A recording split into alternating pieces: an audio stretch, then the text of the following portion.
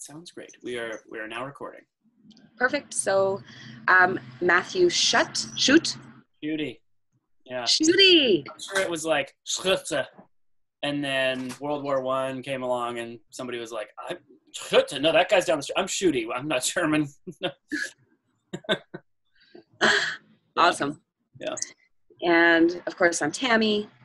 And you've been in the media stream with this project with Scepter, yes? Mm-hmm. Great. So maybe we can just do a little bit of a who are we? Sure. And some of the pieces roles we play, things we do. So yeah, do you want to jump in? Yeah, that would be great if we could wait just a little bit. I can turn it on when. Sorry, somebody was asking me a question. Yeah, so I'm Matthew Schutte. A little bit of background. I went to law school at UC Berkeley. Before that, I studied political theory and communications at UCLA. I grew up as an Army brat, living all over the world. And so by the time I was 18, I had lived in Europe and Asia and all over the US, and was pretty convinced that the world was broken. And that it wasn't that there were bad guys somewhere pulling puppet strings. It was broken because our institutions were structured in ways that were leading us to shoot ourselves in the foot. And so I was like, well, I want to try to make a difference there, you know? And so I went and tried to study how our systems worked with an eye towards how could we make them work better. Yes. And I spent almost a decade on that, probably 9 years on that. In what capacity, like what were you actually doing? I was studying political science. Yeah. Studying, capitalism, communism, democracy, monarchy, law, blah, blah, blah, blah, blah. And then eventually went to law school because I knew that I didn't want to be a lawyer, but I was interested in trying to change regulatory institutions at global scale. Yes. And figured that it would be useful to understand how they were currently structured. Right. If I wanted to change them, and it wouldn't hurt to have, the bona fides of a top law school's degree. And then in the middle of law school, I had a series of epiphanies that, if I were to summarize, are basically culture trumps law. You only get in practice on the ground what people are willing to stand up for and demand of themselves and one another. Yeah. The second one was sort of why privacy is important, which is essentially privacy is needed for agency, and agency is needed for diversity, and diversity is needed for resilience. So a community that doesn't have privacy is really fragile. It's not able to have spaces within which it's almost like there's no way to constrain the scope of risk that you're taking. So you aren't able to take risks. Right. And so communities that have well-functioning private spheres are able to experiment much more broadly, gain much more experience in the world. And when circumstances change, somebody in the community has a useful solution and is able to start learning and building on their experiences. Can I just jump in and ask what working models of that exist? Seeing as how you've been looking. I think that's how nature actually functions. I think that part of what membranes do in the natural world is they attempt to provide one layer of discretion, right? And so, because a simple version is like I'm able to lock my door at the front of my house, and as a result, I can leave my laptop out and I don't have to worry about it in my living room. Mm-hmm. And so because I'm able to handle security stuff at one layer, I'm able to be lax with regard to security in other ways. Yes. And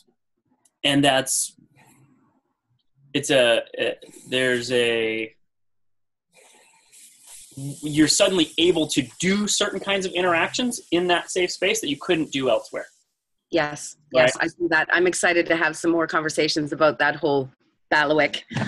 So there was that, and then about a year or so after that, I was studying ancient China and realized that the way communities historically had regulated themselves was different from all the stuff I had studied for that previous 9 or 10 years. All the How? stuff I studied for 9 or 10 years had to do with the use of violence and the processes by which you can constrain the use of violence so that it's used for the benefit of the community. Yeah. So it was all about, government having a monopoly of violence, and then what are the ways in which you can sort of handcuff the people who are exercising that violence so that they use it for good. And this has to do with things like the Constitution constraining the kinds of laws that a nation can pass, and the United Nations constraining the kinds of behaviors that a country is supposed to. And that's sort of the theory that we operate on. And going back to the previous, that insight about how culture trumps law, I had that epiphany in the middle of writing a final exam for my constitutional law class, right? And it was like, no matter what you write down on a piece of paper, words don't have inherent meaning. They have to be interpreted and put into action in order to take effect in the world. And so you're only going to get what your people are willing to demand of themselves and of one another. And if they don't stand up for that, it doesn't matter what you wrote down. Yes.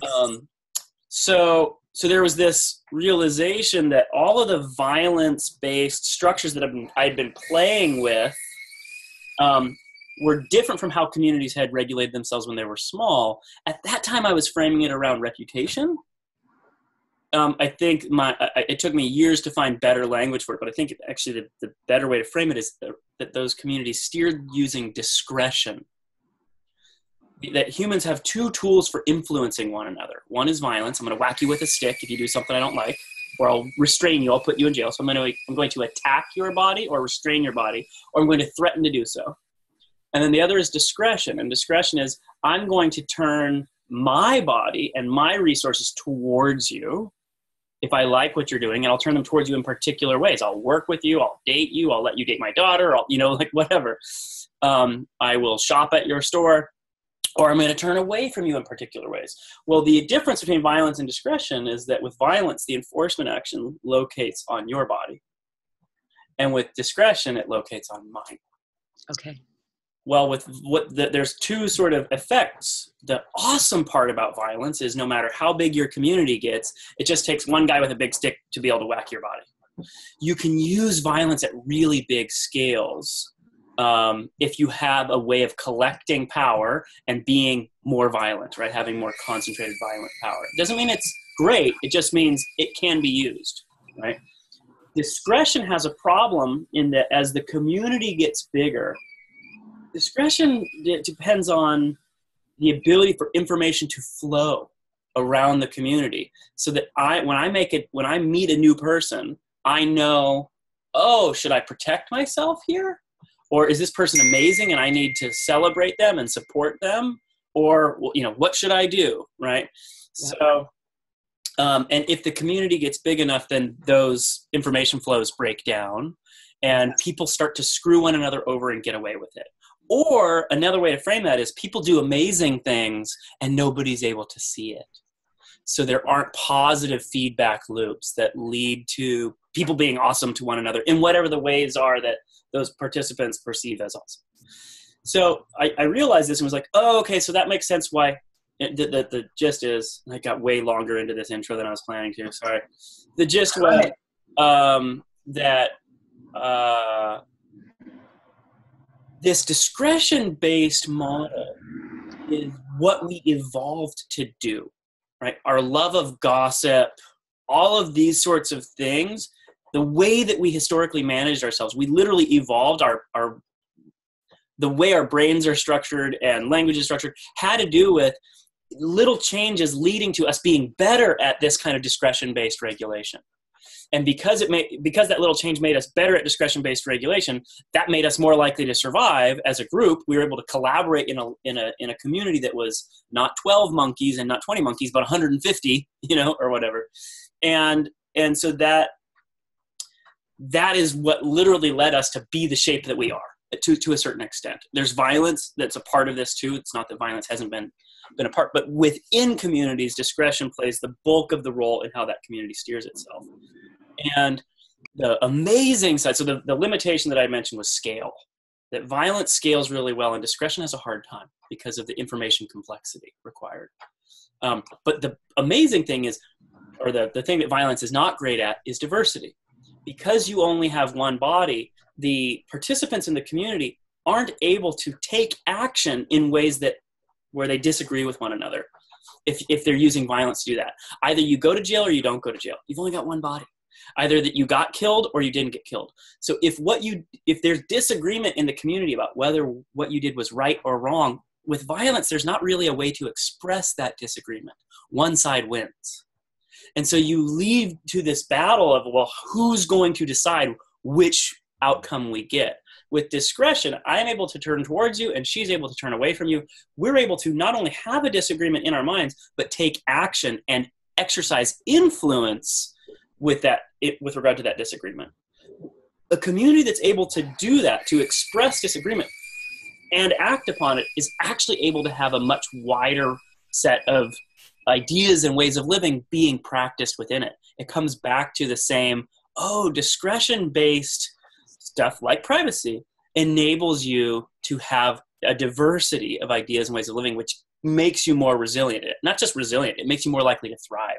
That diversity makes you able to learn and perceive things in different ways. So, or broader ways, I'd say, a wider range of ways. So the long story short was I realized at that time I was framing it as, so this is reputation-based regulation stuff. It seems far superior to the legal stuff that I was studying at the time. From just a cost perspective, it's like, legal outcomes, it's $1 million for a lawsuit. So we can't use that mechanism for mediating small or steering behavior at the small scales of day-to-day human interaction. The legal system isn't equipped, it's not designed to do that. And I realized, this reputation stuff it's more efficient, it's more effective, it's more adaptable, but it doesn't scale well because of the information flow complexity stuff. And then I went, but the internet's letting us do reputation at scale, just in really dumb, simple ways so far. And so it was eBay. Nobody's, people are sending shoes and all that kind of stuff, and nobody's sending the shoes right away because they're worried about getting sued. Nobody's ever going to sue. But that simple star rating system makes it so people send shoes right away because they want to get credit for having behaved well. And they want that to be visible so that other people feel more comfortable interacting with them and buying from them in the future. And so it was, that's interesting. But the problems I had been working on for the previous 10 years were focused on a context where we're never going to agree about what appropriate behavior looks like. So I got interested in what are the discretion-based or reputation-related steering mechanisms that we can create to allow us to steer despite the fact that we're never going to agree about what's appropriate or about who to trust, and we're not going to have access to the same information. And so I spent that next 6 or 8 months kind of thinking about that, and eventually there was like an epiphany moment where I mapped out the outlines of how you would redesign the internet in ways that would enable communities to do this discretion-based steering by relying on the sources, the sort of composed sources that they found relevant, whether that was for the underlying data, a signal, the transformation of that signal, combining a bunch of things and then averaging them or putting them on a graph, or paying attention to multiple attributes. Hey, I want something that's cheap, but kind of a nice restaurant, at least in terms of its decor, but pretty quiet because we want to have conversation.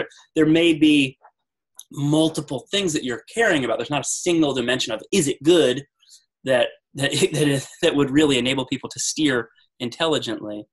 And so I kind of mapped that out and went, this is my life's work. That's what I want to go play with. I had already accepted a job running an investment firm.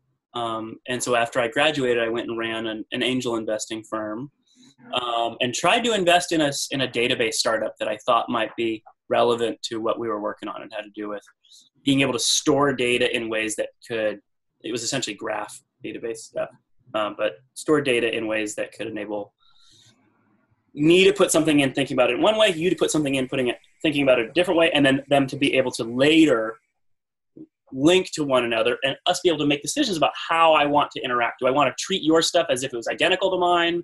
Do I want to transform it in some way?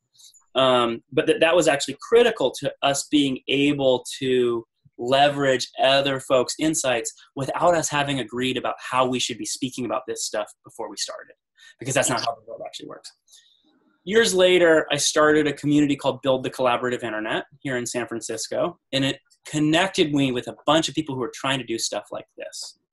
And then sort of through that, I ended up meeting somebody who I told me that I needed to go to a particular retreat called Jerry's Retreat, where I met a lady named Nancy Giordano. We became friends and collaborators. And then later on, a year or two later, she introduced me to Arthur. They were sharing an apartment for an event here in the city, and I met Arthur. I was like, oh, this guy's interesting. And when Arthur met up with me and my business partner, Jared, a couple days later, he started talking through some things, and we went, wow, this guy really gets it. And I quickly sat down with Arthur and Eric maybe a month or so later and walked through the internet architecture that we're working on. And the thing that occurred to me was they're actually trying to solve the right problem. Right. So most of the people who were really desiring to change the world in good ways and, change the internet, they weren't solving the same problem I was. I was trying to figure out how do you build systems that enable and foster adaptive capacity and enable people to structure their collaborations in ways that work for them and that are evolving, that at every layer you have this self-steering stuff happening. And from my perspective, I was seeing it as like, this is just how it has to work because it works best that way. And then over time I realized, oh, this is how nature works. And that was very much where they had come from. They had come from, well, how does nature work? So Jared and I, who had set up a consulting firm to subsidize trying to do internet, transformation work, we basically went, well, should we stop trying to build our own movement and just join Metacurrency? Yeah, let's do that. And so it's been about 3 years now that we've been working with Arthur and Eric, probably more 2.5 years more full time. But I am not much of a software developer, but I'm a pretty decent architect. So I'm good at do you know Eric fairly well? I don't. Eric is like a pretty solid architect and a really good software developer. So he like puts hands on keyboard and creates code. Arthur is an okay software developer and a really good architect. And I'm like one step back from Arthur. So I end up doing a lot of conversations around, well, no, that's not really how identity works, And so I end up playing a role at the architecture side a bit, though those two do the bulk of the steering. And then I try to do a fair bit of communication of how can I make these patterns visible to a broader audience. So that's the background.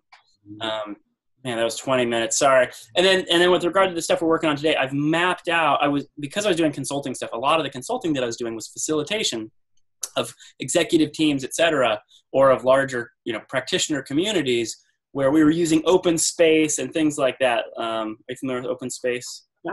Yeah, like Unconferences, et cetera. Mm-hmm.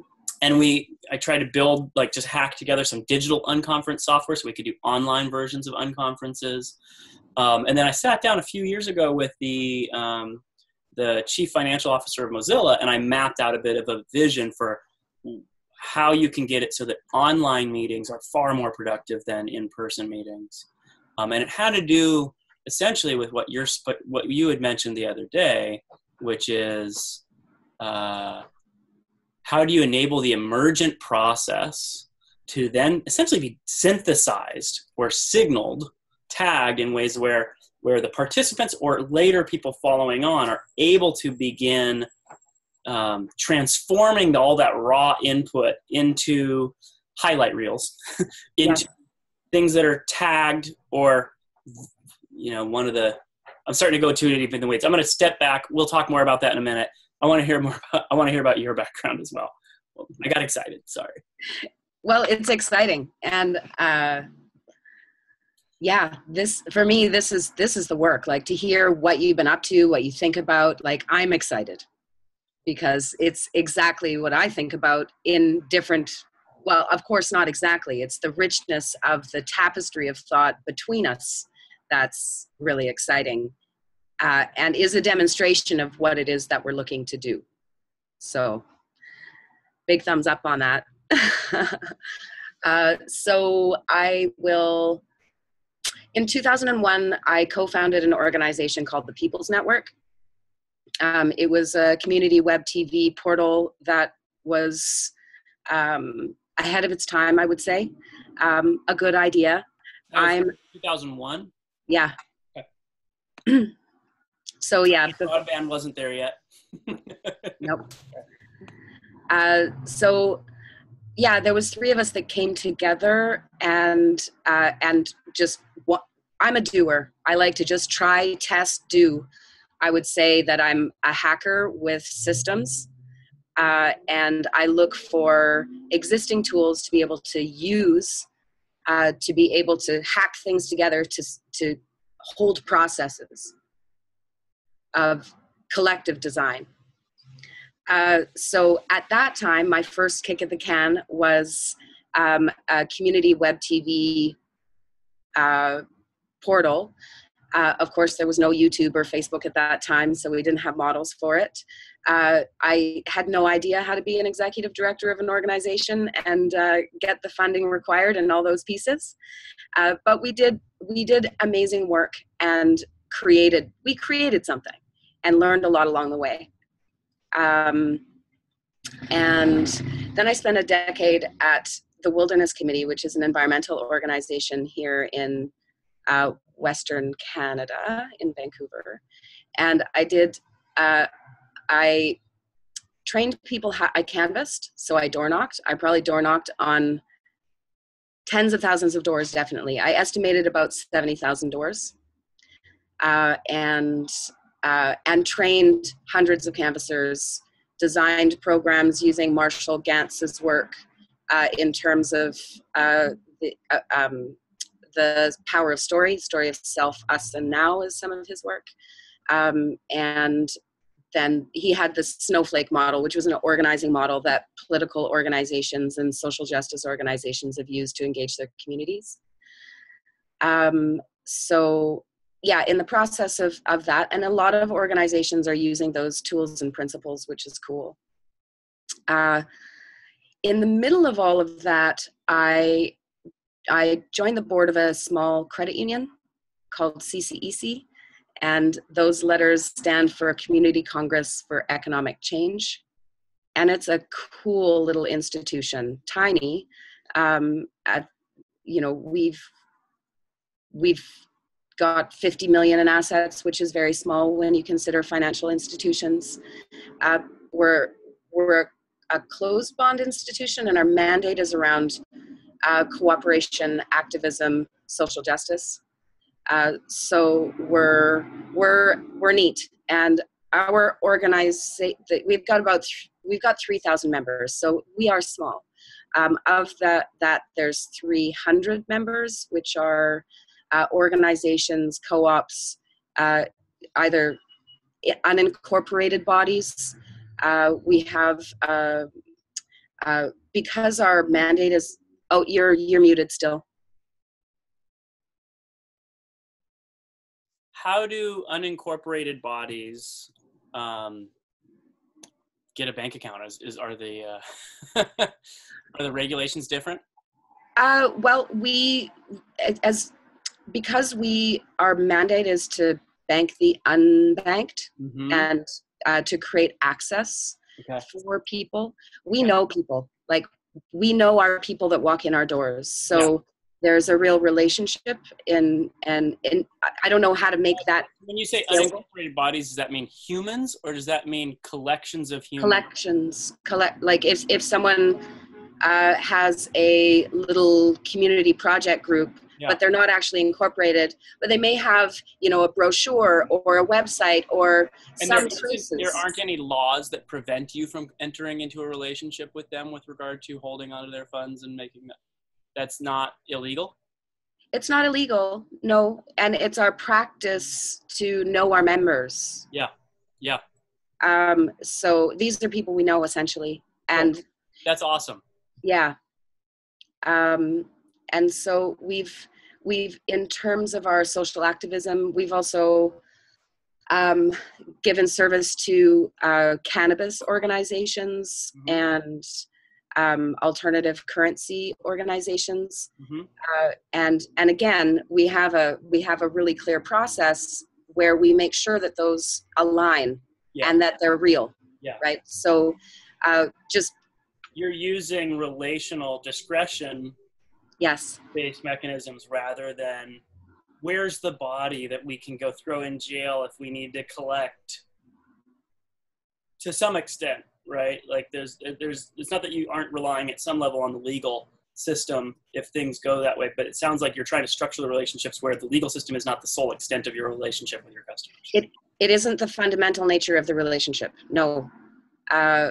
So anyways, we have we're all volunteers. So it's not a paid position, which everyone feels pretty passionate about, although there is tension in that because anyways, I'm getting too much into detail too, because how do you bring in like younger people onto the board, if they have conflicting and would appreciate a stipend of some kind. Yeah. So anyhow, it's hard. It is. And and there's ways to design things that can help to meet those challenges too. Anyhow, so I've been on the board. I'm in my 9th year. I'm currently co-chair. And so we have term limits, so I'm stepping off in a few months. But I'm going to stay with the credit union, and I want to rejoin the board. Like, I'm really excited about this particular credit union, and I just have, I have a lot of passion for the work that we do there. So that's another role that I play in community.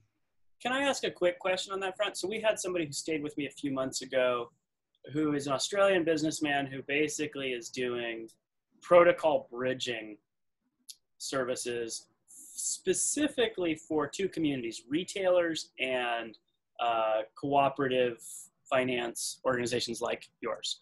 Yeah. And I think he's mostly focused in Australia at the moment, but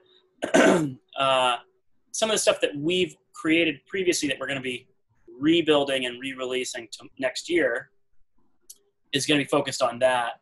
I guess my question just had to do with, do you guys have legacy infrastructure that needs to that you would like to have talk to the outside world, but the headaches technically of doing all of that, like having a mobile app that speaks to some system that's been around for people is just a nightmare? I would say simply yes. Yeah. And I would say in terms of the credit union sector, that's something, an ongoing work in progress. Scale for doing the kinds of things that big banks are able to go, yep, here's a bunch of dough, go build. Yeah. Yes, simply. You were going to say something there though. What was that? My perspective is that the credit union movement holds a lot of potentiality. Mm-hmm. Also, they are a legacy banking style institution. And so I see the credit union movement as being a bridge between the old economy and the new economy. Yep. In terms of, they've already been doing cooperation, maybe not as brilliantly as we would like to think. Sure. They've been doing cooperation within a competitive environment, which has been biting at the potential. Yeah. But we have, as a movement, a lot of potential in terms of the what it means to cooperate financially in real terms, in terms of what we do with our money when it sleeps at night, in terms of how we exchange. And I'm really interested and curious. Like, I'm a next level thinker. I'm kind of over here while ever being in relationship in this legacy banking institution. So I would say I have a really interesting perspective in terms of that, because I see the potentiality of a deep cooperation in terms of envisioning what's next and connecting that to legacy banking as it stands today. Got it. About 2013, I was 2012, actually, I went to Living the New Economy, which was a week-long series of events here in Vancouver. Met a bunch of people and got reinvigorated from the ideas that I'd been working with the People's Network back in the day. And I was like, you know what, this really is the time. There's such a huge movement of people that are doing powerful and profound work, all in their little silos. How can we work together? So I kind of rebooted that People's Network idea, met a bunch of people, including a woman named Caroline Smalley, who has a project called the Citizens Media, which very much aligned and replicated the work that the People's Network was meant to do, the intention. So one of the things that I'm seeing is we're all seeing the same challenges. We're all beavering away in our little areas, creating solutions. And part of what we need to do is communicate them together as a generative process of iterative development.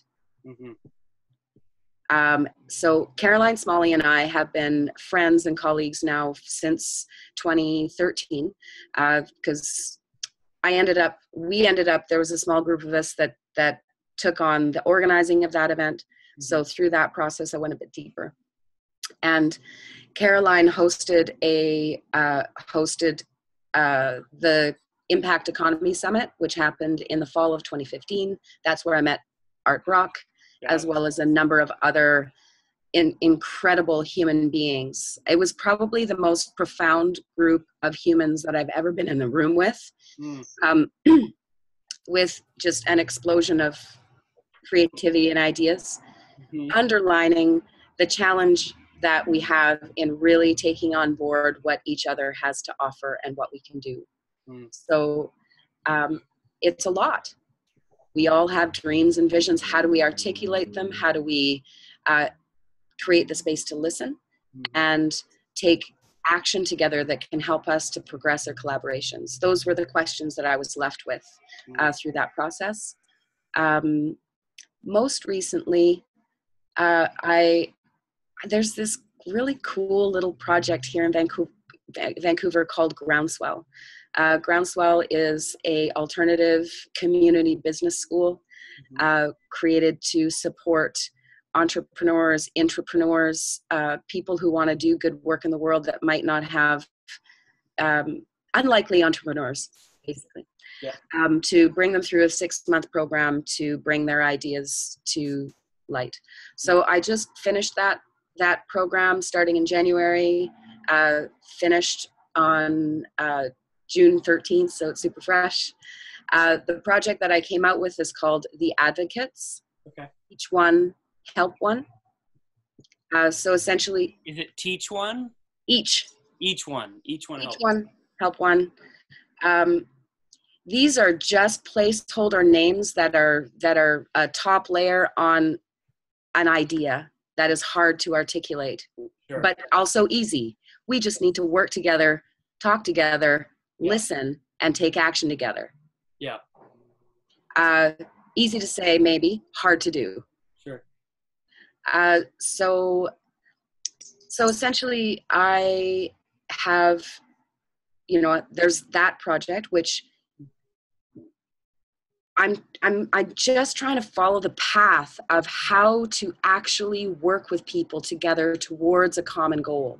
So what I've identified is that through having these kinds of conversations like what we're having now, we can create, we can build our relationship, we can propose ideas, we can follow the path of what that actually means.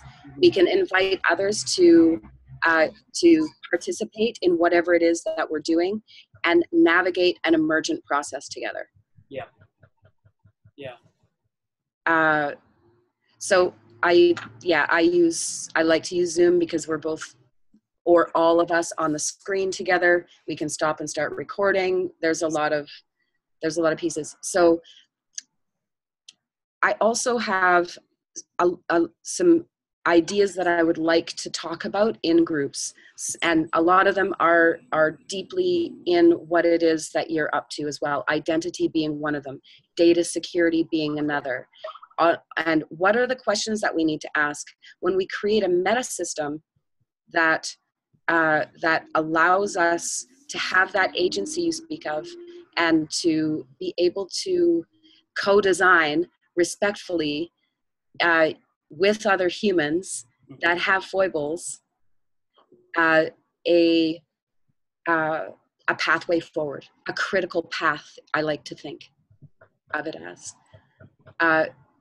So for me, it's about setting in motion a process of engagement that is documented, transparent, and the participants have full agency in what they choose to share.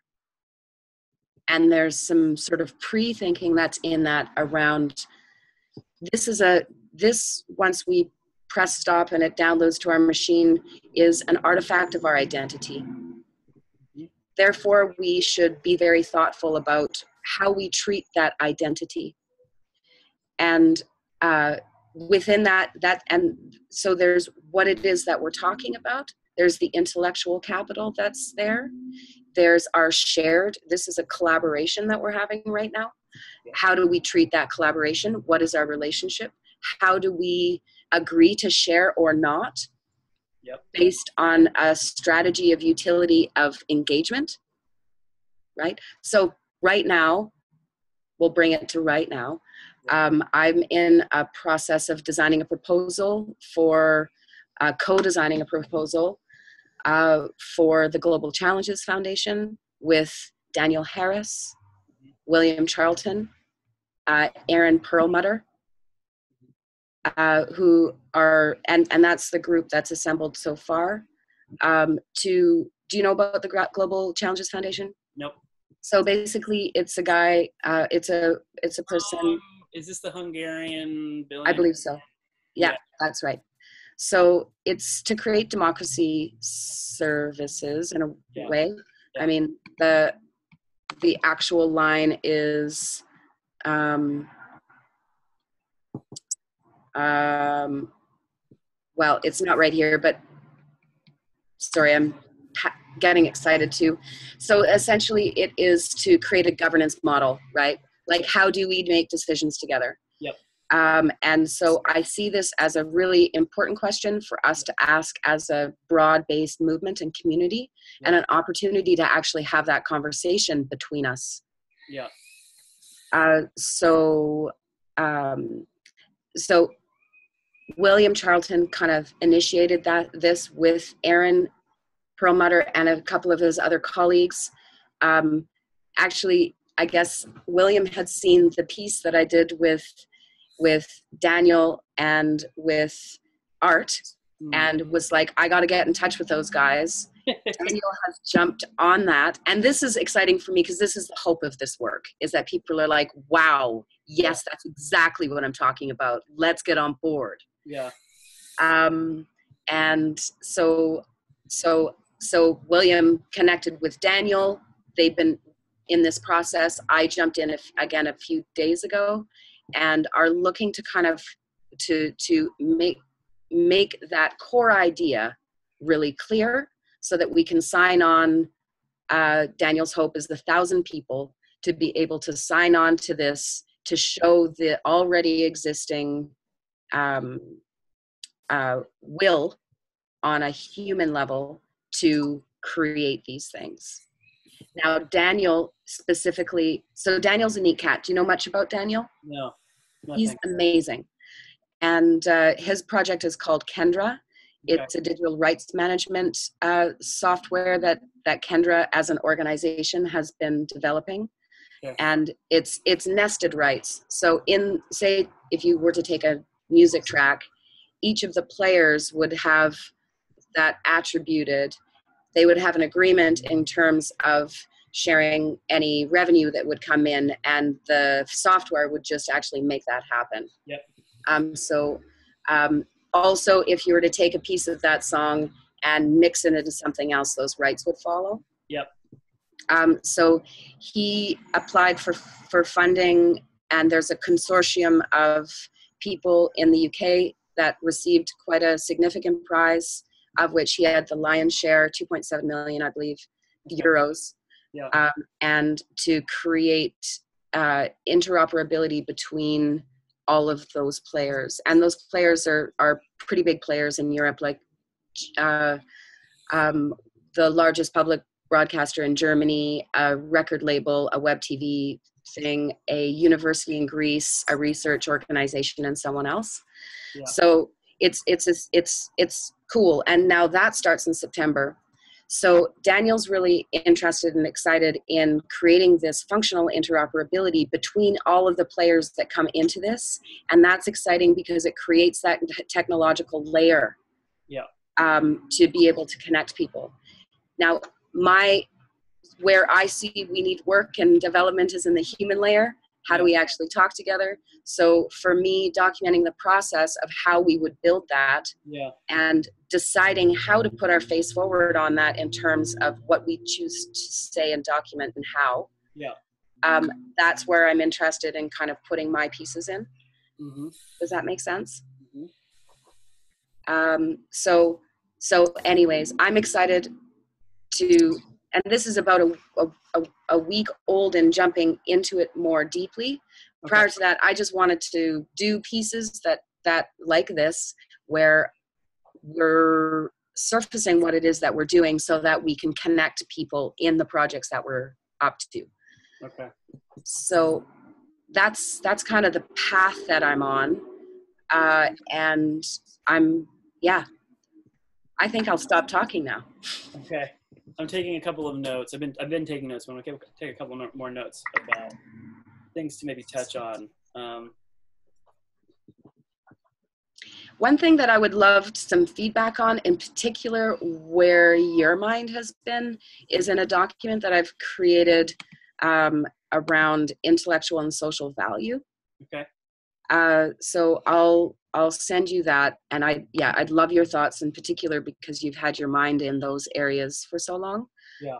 And it's potentially a bit recursive, but it's a paradigm shift in terms of how we consider artifacts of our identity and media creation. So one of the things that one or two of the things that I want to touch on go there. So I'm interested to see that document, but I think we might go there to some extent before we get off the phone here. Let's do it. Okay. So I've got 4 things that I've written down, which are just notes for me, basically, and I'll summarize them, and then we can dive into whichever one seems most relevant. One is what I call criteria-based publication, which seems related to sort of Kendra type stuff, but also the governance stuff and the bigger question of what you're asking about identity and our ability to control or have some level of control over what sort of risks and vulnerabilities we expose ourselves to, and where we want the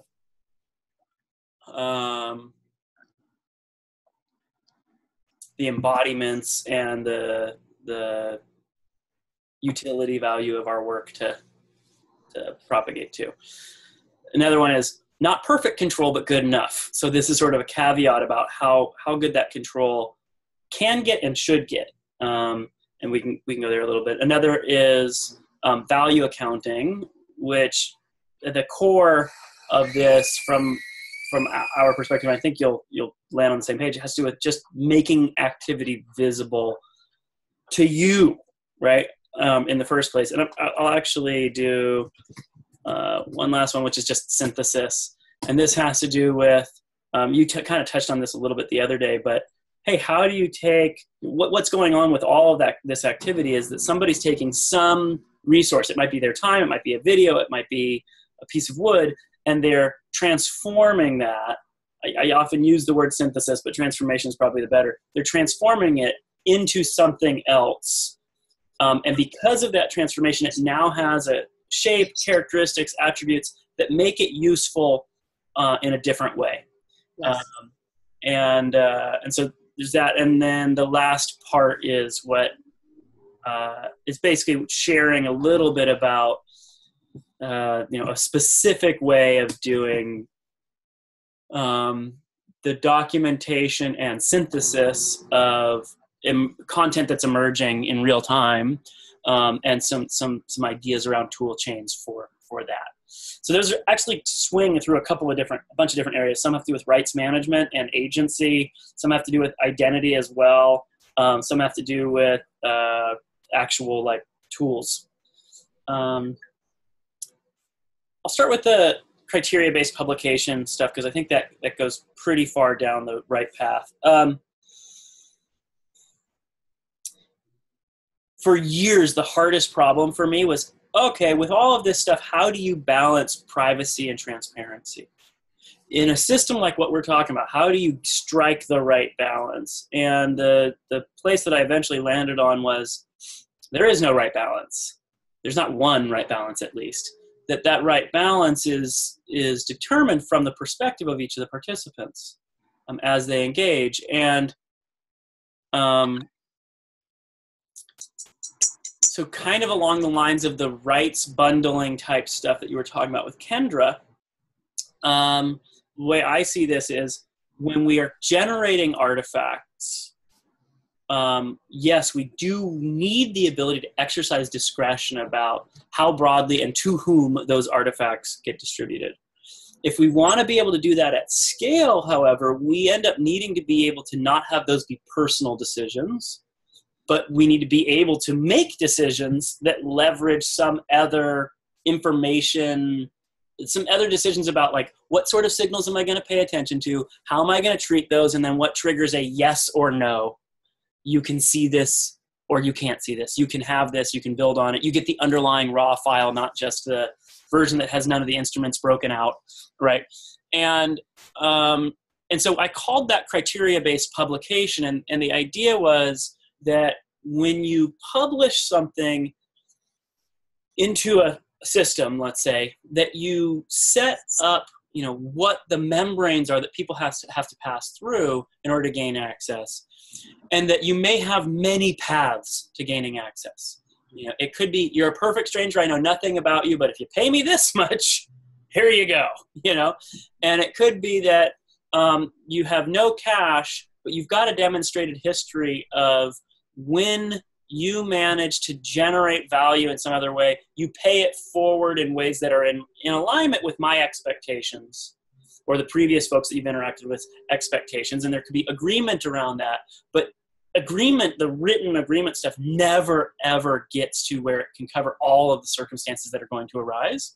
And so you end up having other mechanisms that communities will start to generate and make use of for, did she treat me well? Right? Did I feel like that was a fair disposition once the shit hit the fan? And the idea there is that the incentive for others to play and participate in accordance with the expectations of those that they're, let's say, getting content from. The incentive is essentially it's all about the discretion stuff, right? It's that there's going to be the generation primarily of positive credentials. That it's not that you screwed me over and you're bad. Those will happen too. But you actually can only bootstrap that type of reputation information realistically on top of a system where you have more positive reputation, right? Because otherwise you just abandon the identity. You abandon the signal, key, whatever. You do everything you can to avoid being attached to your past history. But if it's instead that every time you do something great, people are like, she was amazing, you yourself bring all of those credentials into the new relationship because they help open the door. They help you get preferential access to, using the next thing to work with or collaborate with, etc. I'll stop there for that one. Thoughts, comments? Love it. Exciting. Thank you. I really love this this process of reflection. It's really helpful to bang it out in different languaging. And so, yes, I'll go with thumbs up. Cool. Cool. Yeah. And for me, like, people are going to get burned. That's how life works. Like, sometimes we step on one another's toes. The key is not to create a system where nobody gets burned. The key is to create a system where when somebody gets burned, they're able to go, ow, and try to find a way to make it less likely they get burned next time. Yeah. And maybe be able to share that with others, maybe only specific others, so they don't get burned either, you know? And it feels like this is how the world already works, you know? We're just trying to build tools that enable it to do those same patterns at bigger scale, so that our collaborations are not limited by our ability to personally manage our friendship relationships, you know? Yes. So that kind of probably is enough for the point that was, we don't need perfect control, we just need good enough. And good enough is really about the ability to navigate and make it better over time. One thing as well for me is choosing to share, that's an action, right? It is. And how, right? So for example, in this piece, it would be useful for us to consider sharing it with the Scepter team, with the people that are creating the proposal. There's a lot of good stuff in here that I think will inspire people to consider these things. Yeah. But I think it's useful for us to, you know, do we share it just with that group? Is it okay to share it on social media as well? You know, is there anything that we've said that should be private at this time? Sure. So these are considerations as we go through the process. Yeah. And as we're in it, in our presence speaking, we need to know that that's what we're doing prior to coming in.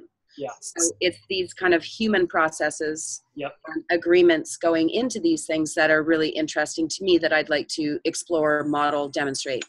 Yeah. Yeah.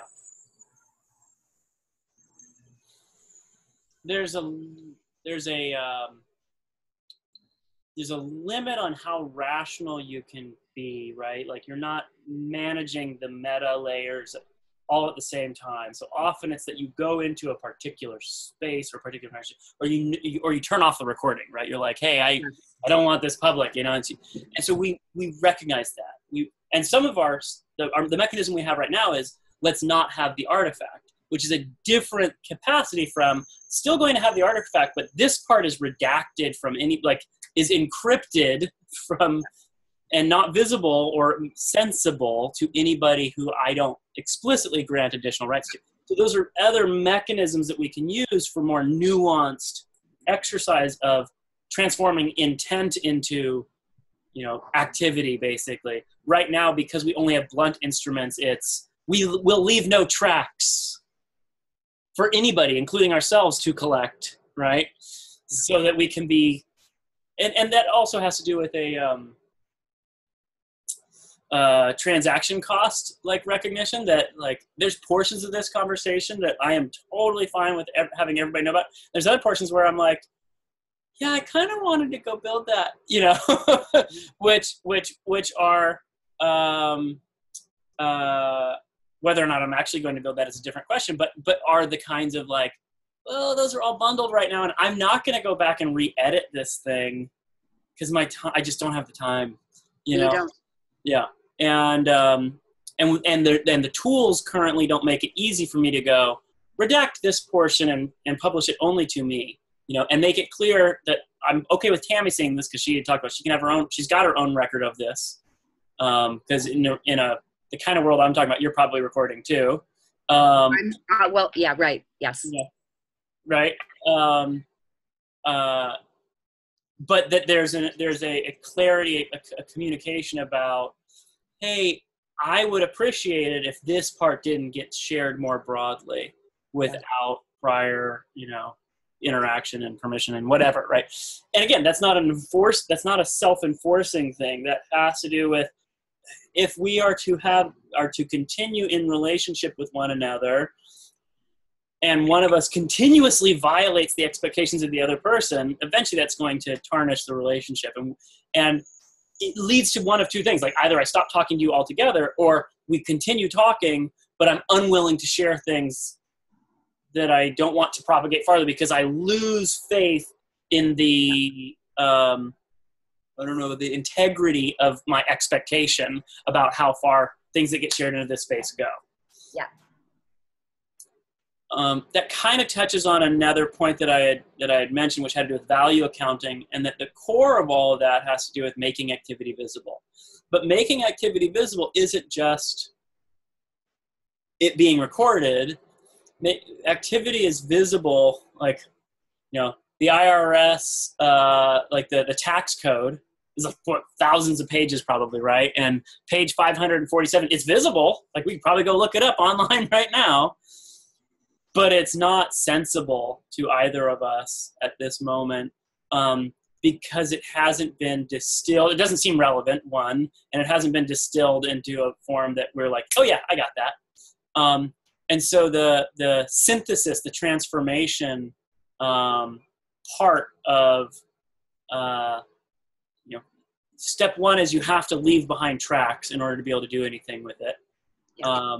And then step two is, what are the things you want to do with it?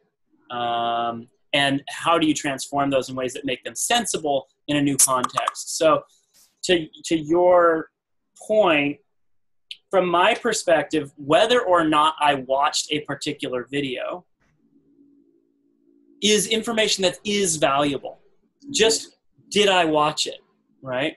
That's information that is valuable. And to some extent, it should be within my discretion to communicate back to some larger community that, yes, I did see that video, which enables them to do their whole ratings about, like, what's the most popular thing.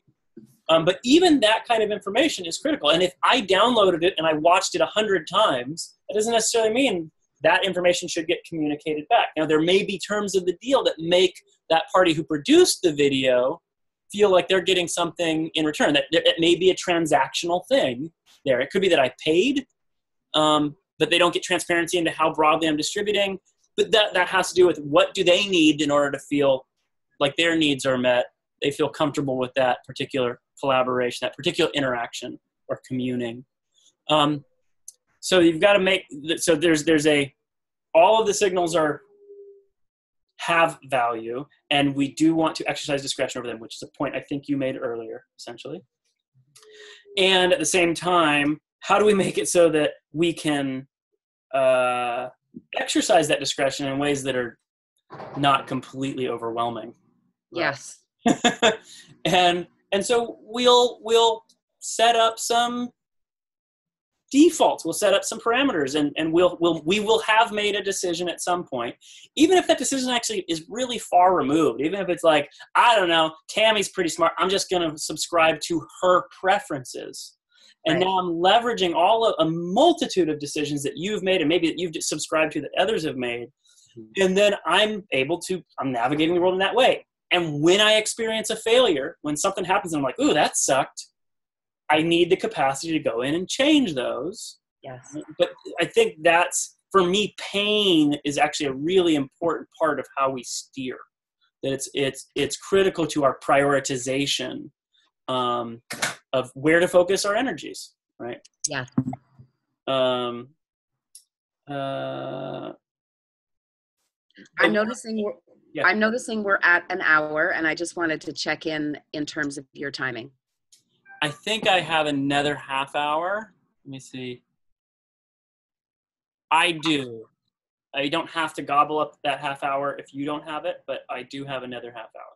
My next thing is also at 11, but I need 10 minutes in between. So we have 20 minutes. All right. The other part that's kind of touching on that had to do with synthesis. And the simple version is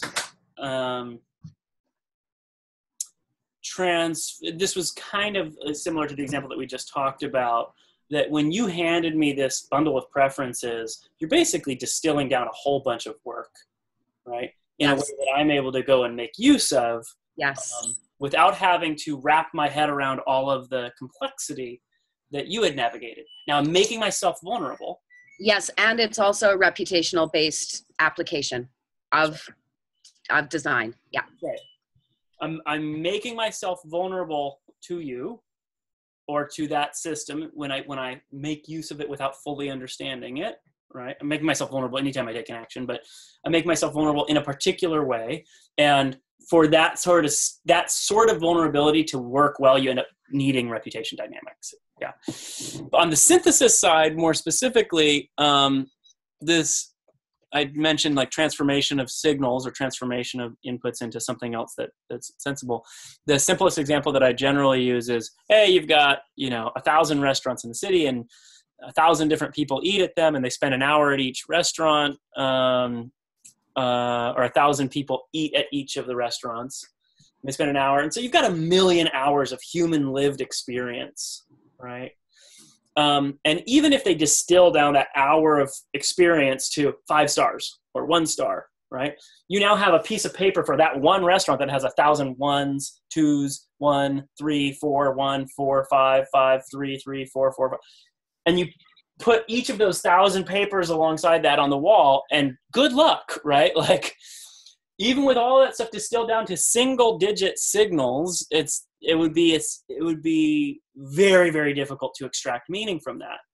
You do a transform on that where you go, well, let's add all of these and divide by the total number, average, right? And instead of 1,000 little 1s and 2s and 3s, you get 4.7 out of 1,000 and 3.6 out of 954 and et cetera, et cetera. And then if you do another transform of show me the highest, right? Sort these in order of the highest average. All of a sudden you're able to take that 1 million hours of human activity and it's distilled down in a way that allows you to go, those are some good ones, right? And take action. And so that transformation shifts raw input that is essentially nonsensical or would require far too much effort to make use of to help take action into something where you go, oh, I know what to do with that. And you can, in the blink of an eye, go forward. If you then add to that, not just the simple 1, 2, 3, but a variety of inputs of attributes that they are making references to and describing their own experience of.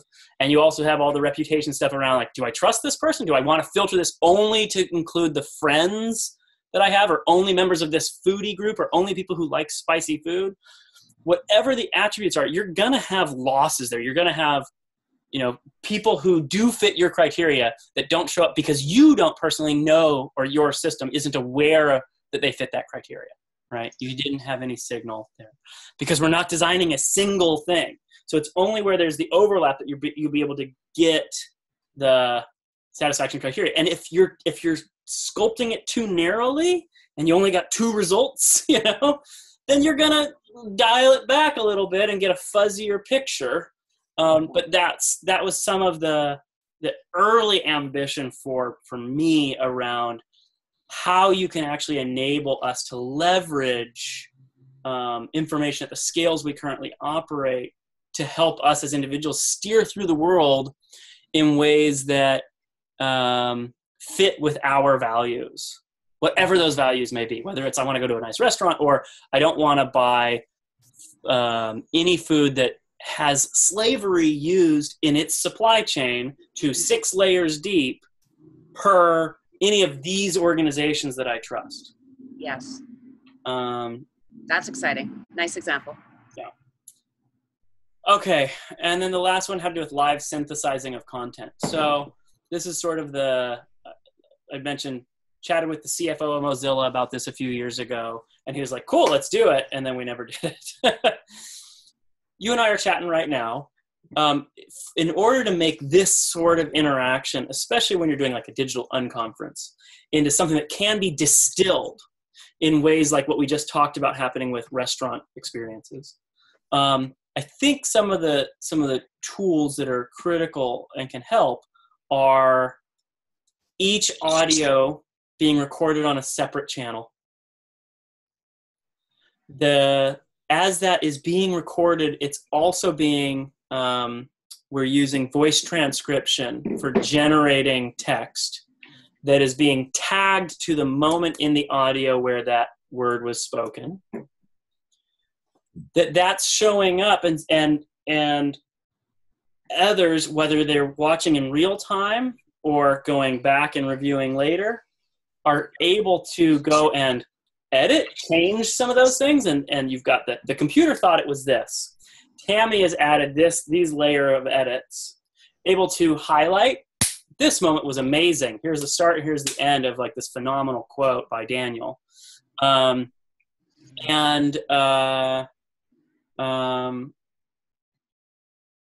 are some of the other pieces? The ability to tag, so to create transforms, so you can have, you've got this auto transcription. If you also go, I want to apply this thesaurus to that auto transcription, you don't necessarily have to remember the specific word. You can get close and start having the different areas bubble up, right, to show you, and you can go, oh yeah, that's what it was about, right? Yeah.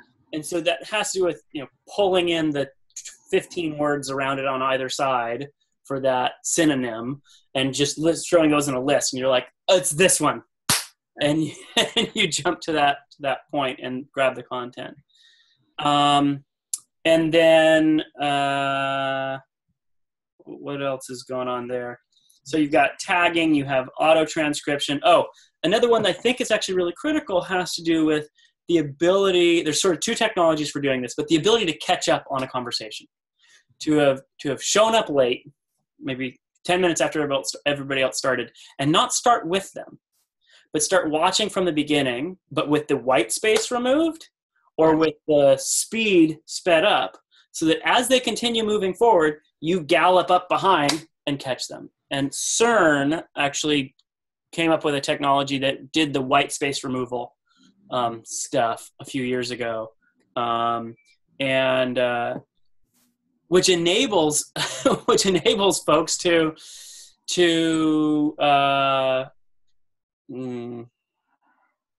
it enables the people to come in, should they choose to, instead of jumping live in, to catch up if the catching up isn't far, it doesn't take too long. And then all of a sudden be in sync with everybody, understanding what the context is. And if you're able to be doing this live annotation to create it, make it easier for others to come in later, should they decide to do some sort of synthesis or here's just the highlights, that makes it so that it's much easier for, let's say in an unconference type situation, to have an hour and a half or an hour long conversation that goes in all kinds of interesting areas, but that then gets distilled down in sort of a piecemeal fashion even, right? But gets distilled down into something that can be a shareable, this is the 90-second what happened here thing, with the addition of that's not the only way people can navigate that content or make sense of the and my belief is, because that form of recording and synthesis makes the live into a so much more distillable and communicable form, that suddenly that video conference context becomes far more useful than the live face-to-face meetings when it comes to the larger organization benefiting. Yeah, and extensibility, right? You can do that thing in a live context if you've got lapel mics, but the audio isolation seems to actually be fairly critical for the voice transcription stuff. And another interesting piece is to link prior work. Yeah. And research material. If people want to take the rabbit hole, let's give them the references. Yeah. Yeah. The doorway through. Yeah. And I'll just note in here that there's a person that I know, Jordan Bobber, and when we were doing the organizing for Living the New Economy in 2013, he was wrestling with this issue with me in turn, because I was recording meetings and he was trying to figure out how to make that useful. And he just kind of hacked together a process using word clouds and voice recognition. And the output was the audio track. This was audio, not video. The audio track with the words tagged to the timeline. Yep. And then creating a word cloud that was connected to the tags on the timeline. Got it. So you can make visible where the bulk of the conversation was actually happening. Through this word cloud. Yep. So it was a pretty cool, so I can send you that email. It gives you a snapshot. So for somebody who didn't participate, it gives them a snapshot of what was this about. Yeah. Yeah. So it's just interesting to look at. I love how people just hack existing tools and make it happen. So yeah. So we have 8 minutes. Mm-hmm.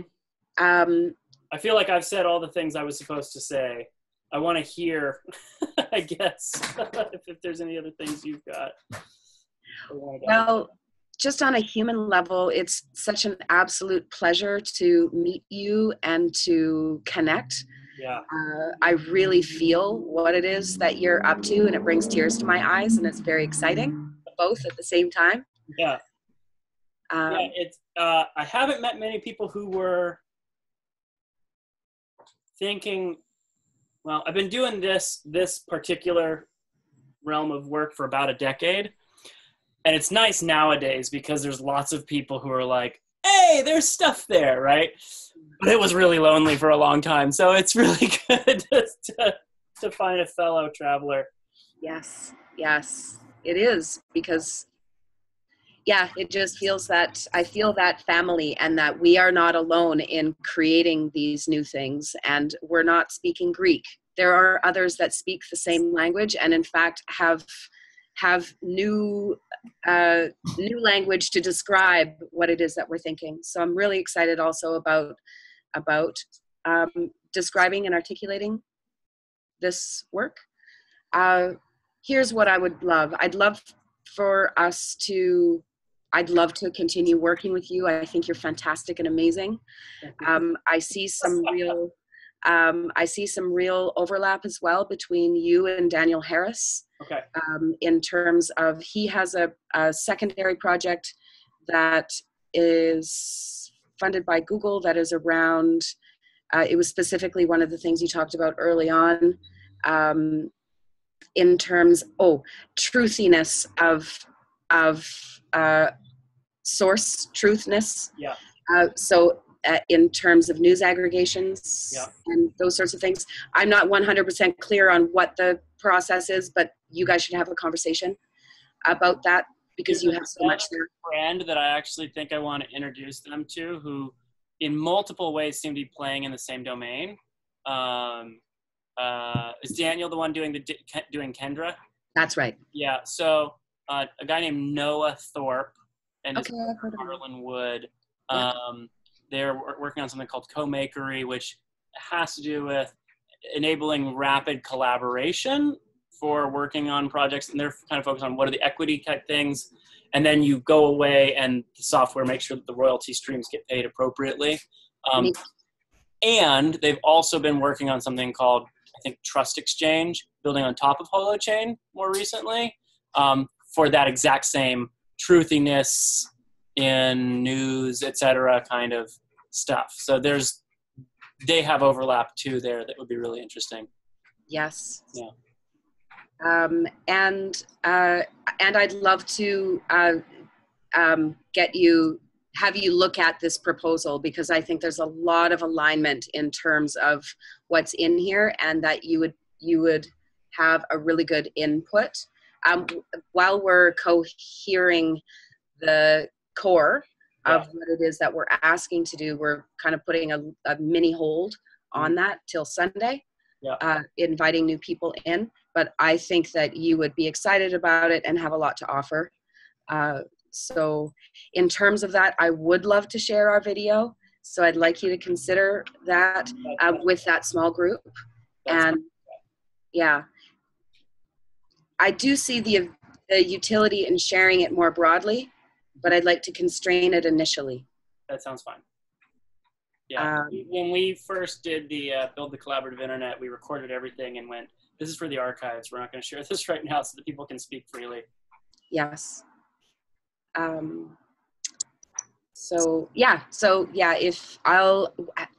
the process that I use.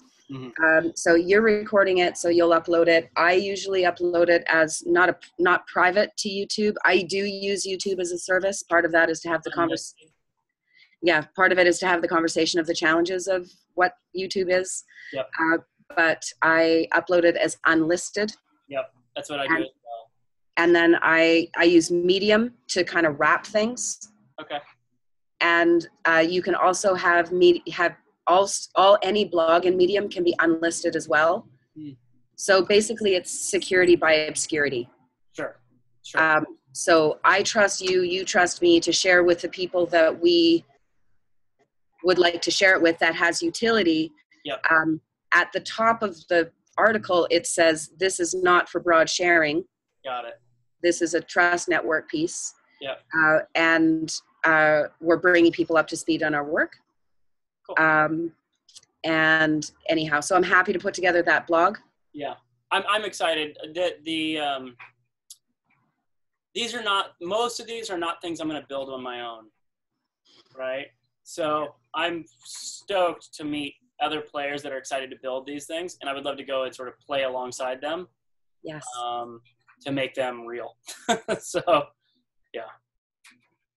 Wonderful. Well, I am so stoked to meet you, and this has been a really productive conversation on many, many levels. And let's just do a minute checkout. Can you start and stop recording? Yes. No, we've got to change the screen so that I can. There we go. Stop recording.